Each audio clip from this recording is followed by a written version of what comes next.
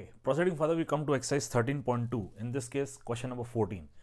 Now, here it is given that a problem is given to two students, student A and student B. The probability for student A to solve the problem is half, and the probability for student B to solve the problem is 1/3. Okay, these two students solve the problem independently. वैसे यहाँ पे word अगर independent नहीं भी दिया हो, then also it is considered that the students are solving the problem independently. Whenever a homework is given to the students or a project work is given to the student or assignment is given to the student, they do it independently only. Okay, independent word नहीं भी दिया रहे तो आपको understand करना है कि यहाँ पे जो वर्ड है वो इंडिपेंडेंट अप्लाई हो रहा है. Okay, now probability for student A to solve the problem is half and probability for student B to solve the problem is 1/3. What you have to find? You have to find the probability that the problem is solved and second exactly one of them solves the problem. तो यहाँ पे दो questions हैं. पहले question में आपको find करना है probability that the problem is solved, means जो प्रॉब्लम दिया गया था वो सॉल्व हो गया है, and second is that exactly one of them solves the problem. Now see, probability of A solving the problem is half, probability of B solving the problem is 1/3. We find their complements. Complements mean probability of A complement means A does not solve the problem. This will be 1 minus half and it will be half, and probability of B complement this will be 2/3. Okay, probability of B complement this will be 2/3. Now we come to first question. Let event D problem is solved.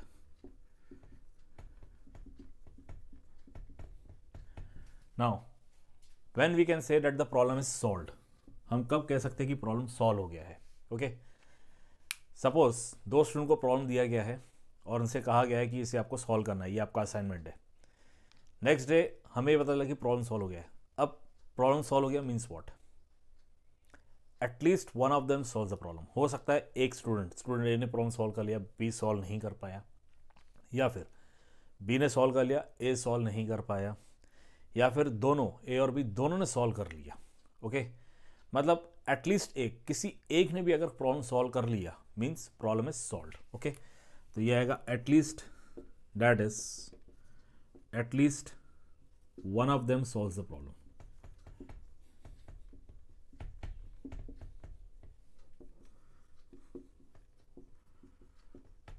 Now when this word comes at least, clearly it turns out to be A union B.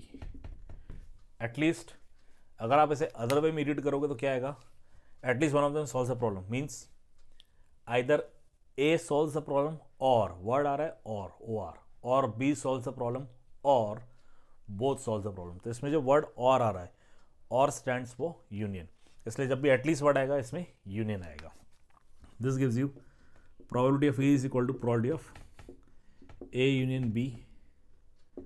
This is equal to probability of A plus probability of B minus probability of A intersection B. This gives you probability of A. Probability of A is half. Probability of B is 1/3 and probability of A intersection B is PA into PB. Why? Because these are independent events. Okay.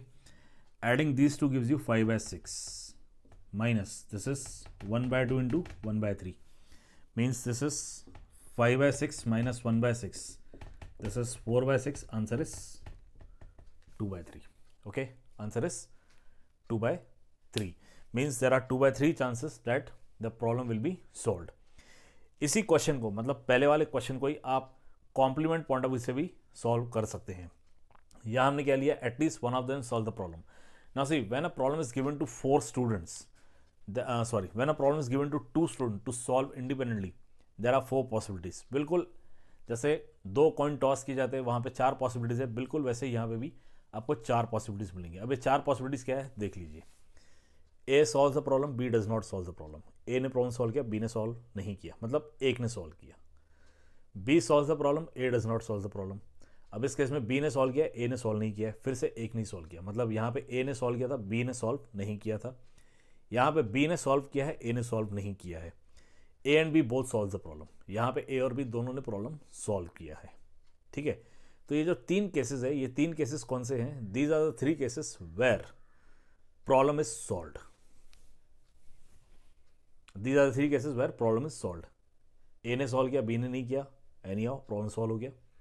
B ने किया, ए ने नहीं किया, anyhow problem is solve. A और B दोनों ने solve किया, बहुत अच्छी बात है, प्रॉब्लम सॉल्व हो गया। ठीक है, इन तीनों केस में क्या हो गया, प्रॉब्लम इज सॉल्व, मतलब हमारा ये event. Fourth case, A and B both doesn't solve the problem. ठीक है, मतलब यहाँ पे प्रॉब्लम सॉल्व नहीं हुआ, तो ये इसका कॉम्प्लीमेंट है।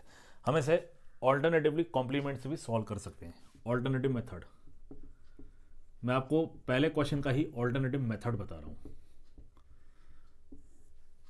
Alternative method E dash, problem is not solve.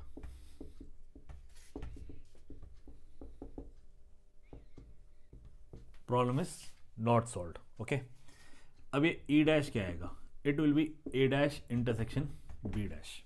बहुत सिंपल है, ये देखिए ई हमारा क्या था, ए यूनियन बी। जब हम कॉम्प्लीमेंट की बात करेंगे ये ई डैश हो जाएगा, ये ए यूनियन बी का ब्रैकेट डैश हो जाएगा। ये क्या हो जाएगा, ए यूनियन बी का ब्रैकेट डैश, और ये सीधे सीधे आपका क्या है, A dash intersection B dash. Okay, according to De Morgan's law we get this. Now see probability of E dash, probability of E dash आएगा probability of A dash intersection B dash. Since the events are independent you get P of A dash into P of B dash. Events independent है, probability of A dash intersection B dash सीधे सीधे P A dash into P B dash हो जाएगा। P A dash आपका 1/2 है, P B dash आपका 2/3 है। P of A dash is 1/2, P of B dash is 2/3, 2 cancel, you get 1/3। ये आपका प्रोबेबिलिटी ऑफ ई डैश है। Now what will be probability of E, it will be 1 minus probability of E dash, this will be 1 minus 1/3 and this turns out to be 2/3। So you can solve the problem by alternative method also. In both the cases, you get the same answer. Okay. Now we go to second question. In second question, it is given to you at least exactly one of them solves the problem. इसे हम event f लेंगे. Event f आएगा exactly one of them solves the problem.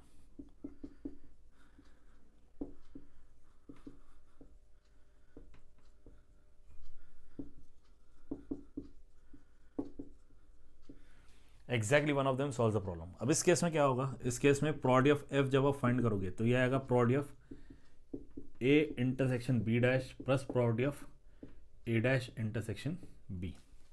मैंने आपको थोड़े पहले जो 4 cases बताए थे, इसमें ये केस क्या था, A is solving the problem but B is not solving the problem, मतलब ए ने सॉल्व किया बी ने सॉल्व नहीं किया। और ये केस क्या था, बी ने सॉल्व किया लेकिन ए ने प्रॉब्लम सॉल्व नहीं किया। तो ये जो 2 केसेस हैं ये है exactly one of them solves the problem. पहला case A intersection B dash, B dash मतलब बी ने प्रॉब्लम सॉल्व नहीं किया है। दूसरा केस ए डैश मतलब ए ने प्रॉब्लम सॉल्व नहीं किया है, इंटरसेक्शन बी। अब क्योंकि ए और बी इंडिपेंडेंट इवेंट है तो ये भी आपस में इंडिपेंडेंट होंगे। This will be P of A into P of B dash plus P of A dash into P of B. P of A हमने सॉल्व किया था, it is 1/2, P of B dash हमने find किया था, it is 2/3 and plus this is 1/2 into 1/3. This is 2/6 plus 1/6. This is 3/6 and answer is half. Okay, answer is half. आप multiply कर दीजिए, 2 3 6, यहाँ पे भी 2 3 6, सीधे सीधे मल्टीप्लिकेशन कर दीजिए। यहाँ न्यूमरेटर में 2 आएगा, यहाँ 1 आएगा, 2 + 1 gives you 3, you get 3/6 which is 1/2. Okay, clear?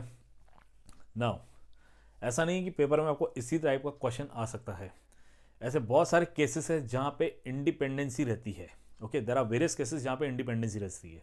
ठीक है, अब जैसे इसी क्वेश्चन को ब्रेकआउट करके अदर वे में भी पूछा जा सकता है।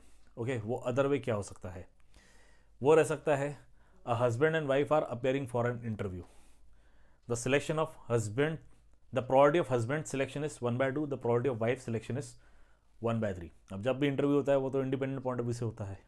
ठीक है, उसमें ये थोड़ी देखा जाता है कि आपके ब्लड रिलेटिव्स है या किसी तरह का आपस में रिलेशन है तो इनको लेना है या इनको नहीं लेना है, that is not considered. Okay, interviews are taken independently.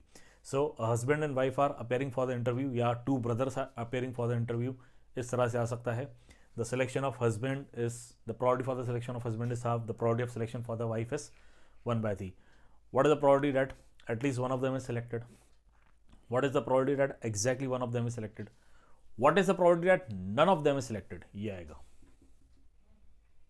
मतलब इसी क्वेश्चन में अगर आ जाए what is the probability that problem is not solved, ये आ जाएगा।